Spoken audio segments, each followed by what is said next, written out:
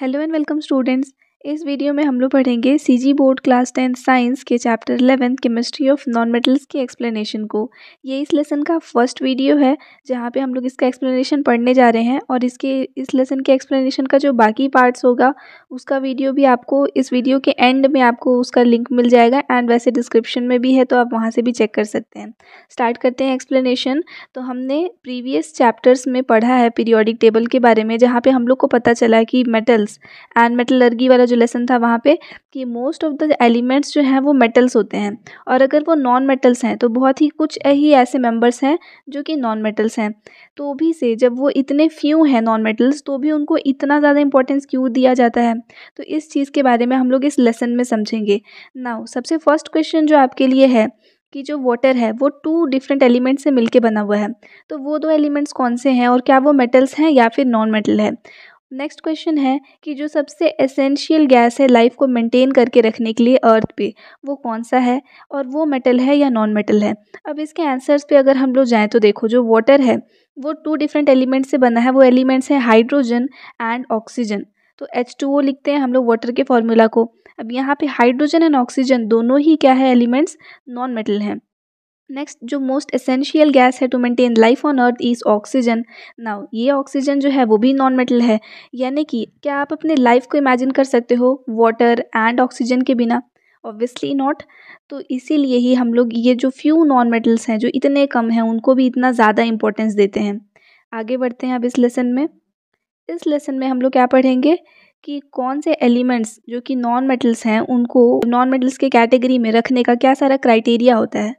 जैसे हम लोग मेटल्स के बारे में पढ़े ही थे, प्रॉपर्टीज़ की, कैसे हम लोग किसी चीज़ को मेटल बोलते हैं, तो सेम वैसे ही हम लोग स्टडी करेंगे कि किस चीज़ को नॉन मेटल बोला जाता है। एंड कुछ नॉन मेटल्स जो कि बहुत ज़्यादा एसेंशियल हैं उनको हम लोग यहाँ पे डिटेल में पढ़ेंगे, जो है hydrogen, oxygen and nitrogen. Nitrogen के बारे में भी आप पढ़े हो कि हाँ, एयर में जो सबसे मेन इंपॉर्टेंट एलिमेंट है, जो मेन इंपॉर्टेंट गैस जो है जो लाइफ मेंटेन करता है, वो भले ही ऑक्सीजन है लेकिन मैक्सिमम परसेंटेज में एयर में नाइट्रोजन प्रेजेंट होता है। और हमारी बॉडी में भी बहुत सारे कंपोनेंट्स, बहुत सारी चीज़ें ऐसी हैं जिसका मेन कंपोनेंट जो है वो नाइट्रोजन है। और साथ ही में एक और ऐसा एलिमेंट है जो कि बहुत ज़्यादा मेन कंपोनेंट है हमारी बॉडी का, वो कार्बन है। ये सारी ही चीज़ें नॉन मेटल है, इसलिए नॉन मेटल्स को इतना ज़्यादा इंपॉर्टेंस दिया जाता है। नाउ हम लोग पढ़ते हैं physical properties of non metals. कुछ नॉन मेटल्स को तो हम लोग बहुत अच्छे से जानते हैं, उनके बारे में बार बार सुन ही रहे हैं, हाइड्रोजन, ऑक्सीजन एंड नाइट्रोजन। तो वो क्या चीज़ें हैं जिनके बेसिस पे हम लोग उनको कैटेगराइज किए कि ये नॉन मेटल्स हैं, ना कि metals. So we know that metals have certain defining characteristics. For example, normal temperature और प्रेशर पे जो मेटल्स हैं वो सॉलिड स्टेट में रहते हैं। इवन अगर कोई एलिमेंट गैसियस स्टेट में है किसी भी नॉर्मल, वही same normal temperature and pressure पे, तो हम लोग क्या बोलेंगे कि वो एलिमेंट जो है वो मेटल नहीं है बल्कि वो नॉन मेटल है। तो ये क्राइटेरिया होता है डिसाइड करने का कि कोई भी एलिमेंट जो है वो मेटल है या नॉन मेटल। लेकिन बहुत सारे नॉन मेटल्स ऐसे भी हैं जो गैसियस फॉर्म में नहीं होते हैं। डिफरेंट नॉन मेटल्स जो हैं वो डिफरेंट स्टेट्स में मिलते हैं। फॉर एग्जांपल, ब्रोमीन इकलौता ऐसा नॉन मेटल है जो कि लिक्विड स्टेट में मिलता है। एंड बाकी non metals like carbon, iodine, phosphorus, sulphur, selenium etcetera, ये सब सॉलिड स्टेट में देखने के लिए मिलते हैं। इनफैक्ट जो हार्डेस्ट एलिमेंट है डायमंड, वो क्या है, कार्बन का ही एक एलोट्रॉप है। Now it is possible to differentiate whether a solid element is metal और नॉन मेटल।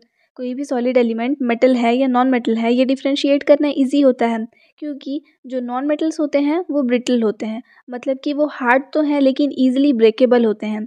इस मतलब इसका सिंपल ये मीनिंग ये हो रहा है कि सॉलिड मेटल्स और सॉलिड नॉन मेटल्स जो हैं वो एक दूसरे से काफ़ी ज़्यादा डिफरेंट होते हैं। जो नॉन मेटल्स हैं वो नॉर्मली डक्टिलिटी भी नहीं पोजेस करते और मेलिएबिलिटी भी पोजेस नहीं करते। मतलब ना तो हम लोग उसको थिन शीट्स में बीट कर सकते हैं और ना ही थिन वायर्स बना सकते हैं, और ना ही उनका अपना मेटालिक साउंड होता है। इसके अलावा अगर हम लोग ग्रेफाइट को छोड़ के बाकी सारे चीज़ों को लें, ग्रेफाइट भी क्या है, कार्बन का ही एक एलोट्रॉप है, तो इसको छोड़ के अगर बाकी नॉन मेटल्स को कंसीडर करें तो वो जनरली इलेक्ट्रिकल एनर्जी के पुअर कंडक्टर्स होते हैं और इंसुलेटर्स होते हैं। इकलौता ग्रेफाइट ऐसा है जो गुड कंडक्टर है। नेक्स्ट जो डायमंड है, अगर इसको छोड़ दें तो बाकी सारे नॉन मेटल्स जो हैं वो पुअर थर्मल कंडक्टर्स भी होते हैं, लेकिन डायमंड जो जो है वो गुड थर्मल कंडक्टर है। तो कुछ कुछ एक्सेप्शंस है यहाँ पे, लेकिन जनरली अगर हम लोग पढ़ेंगे तो मेटल्स को हम लोग ना तो कंडक्टर्स ऑफ हीट बोल सकते हैं और ना ही कंडक्टर्स ऑफ इलेक्ट्रिसिटी बोल सकते हैं। नेक्स्ट आपका टॉपिक आता है where do non metals lie in periodic table. Periodic table में नॉन मेटल्स कहाँ पे होते हैं? तो अब देखो, कोई भी एलिमेंट हो, चाहे वो मेटल है चाहे वो नॉन मेटल है, क्या हम लोग पीरियोडिक टेबल में उसका पोजीशन देख करके बता सकते हैं कि वो क्या है? तो हम लोग पीरियोडिक टेबल में वेरिएशंस को तो ऑलरेडी पढ़ के आए हैं प्रीवियस लेसन्स में, जहाँ पे हम लोग को ये पता चला था कि अगर हम लोग लेफ़्ट से राइट मूव होते हैं तो जो मेटालिक कैरेक्टर होता है वो डिक्रीज़ होते जाता है। जो पीरियोडिक टेबल है उसमें लेफ़्ट से राइट आपको मूव होना है इस डायरेक्शन में, तो मेटालिक कैरेक्टर डिक्रीज़ होता है। और साथ ही में जैसे जैसे ग्रुप नंबर इंक्रीज़ हो रहा है तो मेटालिक कैरेक्टर डिक्रीज़ हो रहा है, ये चीज़ कहना चाह रहे हैं। तो अगर हम लोग एलिमेंट्स को देखें फर्स्ट ग्रुप के, तो हम लोग को मिलेगा कि हाइड्रोजन को छोड़ करके बाकी सारे जो एलिमेंट्स हैं वो सब यहाँ पे मेटल्स हैं। लेकिन अगर फर्स्ट ग्रुप मतलब यहाँ पे, लेकिन वहीं अगर हम लोग जाएंगे लास्ट वाले ग्रुप में, यानी कि ग्रुप 18 जो यहाँ पे है, तो इस ग्रुप 18 में जितने भी एलिमेंट्स हैं, एक भी एलिमेंट ऐसा आपको नहीं मिलेगा जो मेटल होगा। तो इससे हम लोग जो प्रॉपर्टी पढ़े थे कि हाँ इधर इस डायरेक्शन में लेफ़्ट टू राइट मूव होने में क्या होगा, उसका मेटालिक प्रॉपर्टी डिक्रीज़ हो जाएगा, तो ये चीज़ हम लोग यहाँ पे क्लियरली देख सकते हैं। Now if we look at all the elements in a particular group, किसी एक ग्रुप में ही, मान लो कि मैं ग्रुप फर्स्ट वाले में ही देखूँ, तो यहाँ पे क्या बोलूँगी कि मेटालिक कैरेक्टर ऊपर से नीचे जाने में इंक्रीज़ होते जाता है। Down the group metallic character increases. For example अगर मैं ग्रुप 15 का यहाँ पे लूँ, तो ग्रुप 15 के जो फर्स्ट टू एलिमेंट्स हैं नाइट्रोजन एंड फॉस्फोरस, ये नॉन मेटल्स हैं। और वैसे ही ग्रुप फोर्थ और फिफ्थ वाले जो एलिमेंट्स होंगे वो आर्सेनिक एंटीमनी रेस्पेक्टिवली ग्रुप 15 के ही वो मेटालिक कैरेक्टर शो करते हैं और कंप्लीटली मेटल्स नहीं है। और जो लास्ट मेटल होता है जो कि बिस्मथ है, वो मेटल है। यहाँ पे मैं टेबल से आपको दिखा देती हूँ, टेबल का वो पर्टिकुलर पोर्शन यहाँ पे लिया है, तो इसमें बोल रहा है कि down the group metallic character increases. तो नाइट्रोजन और फॉस्फोरस जो है वो नॉन मेटल है, आर्सेनिक और एंटीमनी जो है वो मेटालिक कैरेक्टर शो करते हैं, और बिस्मथ जो है वो कम्प्लीटली मेटल है। तो इस तरीके से हम लोग बोल सकते हैं कि हम लोग टॉप टू बॉटम जा रहे हैं तो मेटालिक कैरेक्टर इंक्रीज हो रहा है। Now there are some properties that are exhibited only by metals while others are exhibited only by non-metals। कुछ प्रॉपर्टीज़ सिर्फ मेटल्स दिखाते हैं एंड कुछ प्रॉपर्टीज़ सिर्फ नॉन मेटल्स दिखाते हैं, लेकिन कुछ ऐसे एलिमेंट्स भी हैं जो कि मेटल्स एंड नॉन मेटल्स दोनों के ही प्रॉपर्टीज़ को दिखाते हैं। इनको पीरियोडिक टेबल में प्रॉपर्टीज़ के बेसिस पे मिडिल में रख दिया गया है। इसीलिए जब भी हम लोग पीरियोडिक टेबल में लेफ़्ट टू राइट अगर मूव हो रहे हैं ना, तो हम लोग एकदम ग्रेजुअल चेंज देखने के लिए नहीं मिलता है, कोई भी सर्टेन चेंज देखने के लिए नहीं मिलता है, बल्कि वहाँ पे स्टेप वाइज चेंजेस आते हैं। और ये जो एलिमेंट्स हैं जिनको कि हम लोग बोल रहे हैं कि वो मेटालिक एंड नॉन मेटालिक दोनों बिहेवियर्स दिखा रहे हैं, उनको जिगजैग या फिर डायगोनल लाइन में रखा गया है पीरियोडिक टेबल में।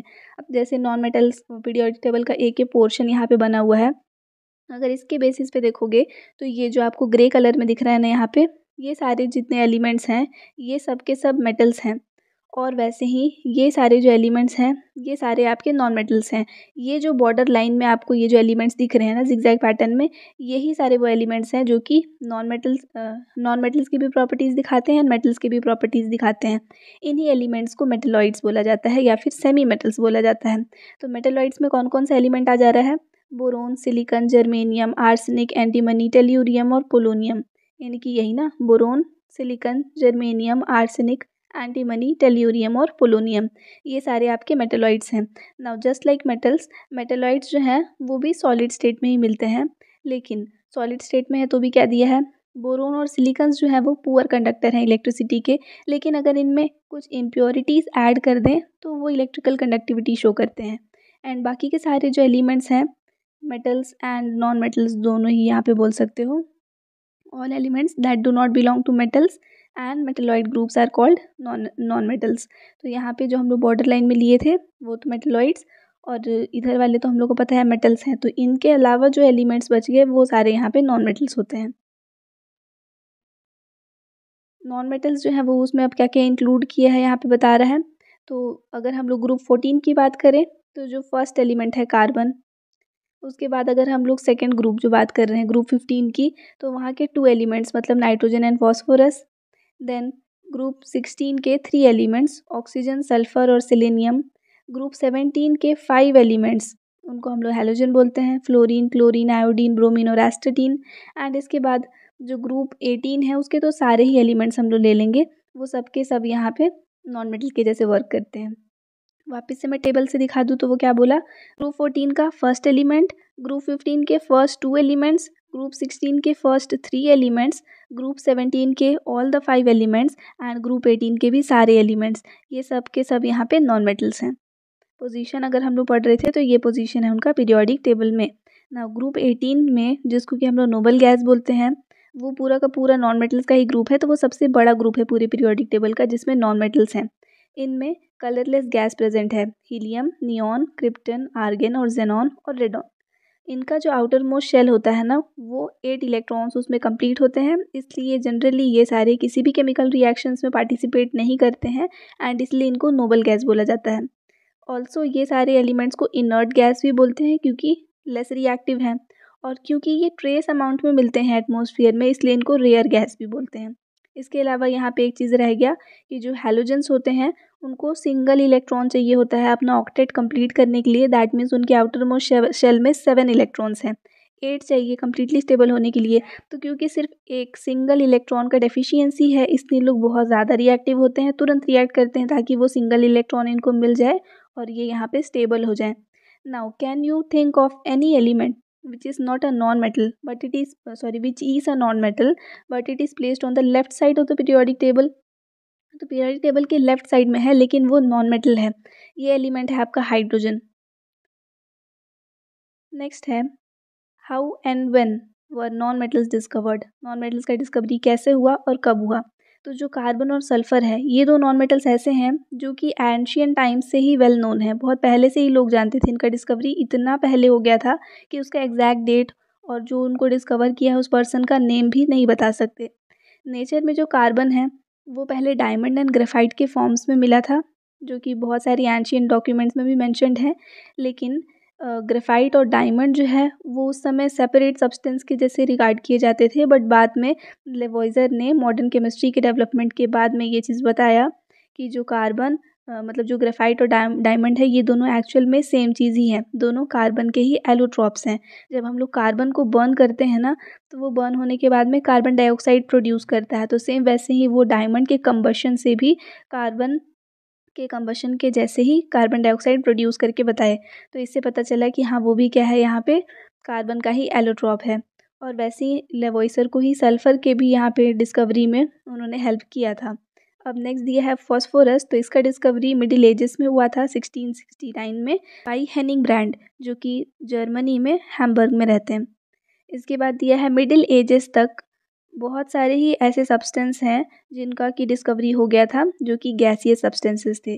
Most of the non metals जो हैं वो तो गैसियस फॉर्म में है ना, और नेचर में उनका डिस्कवरी हो सके उसके लिए कोई एडिक्वेट टेक्निक्स उस समय अवेलेबल नहीं था, क्योंकि गैसेस को रिफाइन करके कलेक्ट करना डिफ़िकल्ट काम है। तो क्योंकि प्रॉपर नॉलेज नहीं था लोगों के पास में और प्रॉपर रिसोर्सेज नहीं थे बोल सकते हैं, इसकी वजह से जो गैसियस स्टेट के एलिमेंट्स हैं उनका डिस्कवरी काफ़ी लेट से हुआ और उसको समझने में लोगों को टाइम लगा। तो मिड 18th सेंचुरी में डिवाइस था एक न्यूमेटिक ट्रो, इसका डिस्कवरी हुआ, डेवलपमेंट हुआ सॉरी। तो न्यूमेटिक ट्रो के डेवलपमेंट के बाद में जो कि हेल्स डेवलप किए थे, इसके बाद ये हुआ कि जो गैसेस हैं उनको कलेक्ट करना यहाँ पे बहुत ईजी हो गया था। तो यहाँ पे गैसेस का कलेक्ट करना इसलिए ज़रूरी है क्योंकि नेचर में जो गैसेस प्रेजेंट हैं उनको कलेक्ट करोगे तभी उसके बारे में स्टडी कर सकते हो। एंड साथ ही में अगर कंबशन हो रहा है तो कंबशन के बाद में जो सब्सटेंस रिलीज़ हो रहा है वो भी गैसियस फॉर्म में है, तो अगर आप उसको कलेक्ट नहीं करोगे तो उसके बाद उसका नेचर कैसे पता कर सकते हैं। इसलिए यहाँ पे इस डिवाइस के डेवलपमेंट के बाद में बहुत ही ज़्यादा चेंजेस आया और गैसेस को सेपरेट करना एंड आइडेंटिफाई करना इजी हो गया। एंड इसके बाद बहुत सारे गैसियस नॉन मेटल्स का डिस्कवरी जो है वो पॉसिबल हो पाया। तो इसके वजह से इंक्रीज़ होता है जब डिस्कवरी, तो डिस्कवर हुआ फ्लोरीन 1771 में और क्लोरीन 1774 में, जो कि एक स्वीडिश केमिस्ट थे शील, इन्होंने डिस्कवर किया था। स्लोली और भी ज़्यादा नॉन मेटल्स जो हैं वो डिस्कवर होने लगे। जो इनर्ट गैसेस थे वो फ्री स्टेट में मिलते थे नेचर में, क्योंकि इनर्ट गैसेस मतलब ग्रुप 18 के जो एलिमेंट्स हैं वो तो स्टेबल हैं, तो स्टेबल है तो किसी के साथ रिएक्ट करेंगे नहीं, तो फ्रीली मिलेंगे, लेकिन बहुत ही ट्रेस अमाउंट में प्रेजेंट है, मतलब बहुत कम, इसलिए उनको रेयर गैस बोल रहे थे, अभी जस्ट स्टडी किए ना, इसलिए इनका डिस्कवरी में भी बहुत ज़्यादा थोड़ा टाइम लगा। तो 1785 में कैवेंडिश ने कुछ एक्सपेरिमेंट्स कैरी आउट किए एयर के साथ और सेपरेट किए उसमें से नाइट्रोजन गैस और ऑक्सीजन गैस को। ये दोनों गैसेस को सेपरेट करने के बाद भी उनको अननोन बबल्स वहाँ पे मिले। दैट सिंपली मीन्स कि वहाँ पे नाइट्रोजन एंड ऑक्सीजन के अलावा दूसरे गैसेस भी प्रेजेंट थे। पॉसिबिलिटी है कि वो गैस जो है वो आर्गन होगा, लेकिन वो उसको आइडेंटिफाई नहीं कर पाए थे। नाउ आज के डेट से अराउंड 100 ईयर्स पहले इस न्यू एलिमेंट का डिस्कवरी हुआ, यानी कि 1894 में दो साइंटिस्ट थे, रैमसे और रेलिग। इन्होंने एयर में से जो नाइट्रोजन गैस ऑब्टेन किया उसका जो डेंसिटी था वो प्योर नाइट्रोजन के कंपैरिजन में ज़्यादा था। तो इसका कंक्लूजन ऑब्वियसली यही हुआ कि ये नाइट्रोजन गैस जो है वो प्योर नहीं है, उसके साथ में दूसरे कंपोनेंट्स भी मिले हुए हैं। तो उनको सेपरेट किए और उसके बाद वो डिस्कवर हुआ कि ये जो सब्सटेंस था उसको आर्गन बोले, मतलब उसको नेम आर्गन दिए। तो ये न्यू सब्सटेंस इस टाइप से डिस्कवर हुआ था। इसके अलावा रैम से दूसरे यहाँ पे सब्सटेंस को भी यहाँ इंक्लूड किए हैं इनर्ट गैसेस में, जो कि हीलियम, नियॉन, क्रिप्टन और जेनॉन है। ये सब भी वैसे ही मिक्स्ड फॉर्म में एयर में प्रेजेंट थे। इसके अलावा और भी दूसरे ऐसे नॉन मेटल्स हैं जो जिनका की discovery end of 19th century तक हो गया। तो ये हुआ आपके नॉन मेटल्स का डिस्कवरी। नेक्स्ट अब आपका टॉपिक आता है केमिस्ट्री ऑफ नॉन मेटल्स, जो कि हम लोग नेक्स्ट वीडियो में कवर करेंगे। आई होप यहाँ तक आपको ये वीडियो समझ में आया। जो इसका सेकंड वाला पार्ट है वो फिलहाल आपको स्क्रीन पे डिस्प्ले हो रहा होगा, आप यहाँ पे क्लिक करके देख सकते हो। Thanks for watching and please to subscribe if you are new to our channel, and if you want to stay connected with us, then join the Telegram link given in description.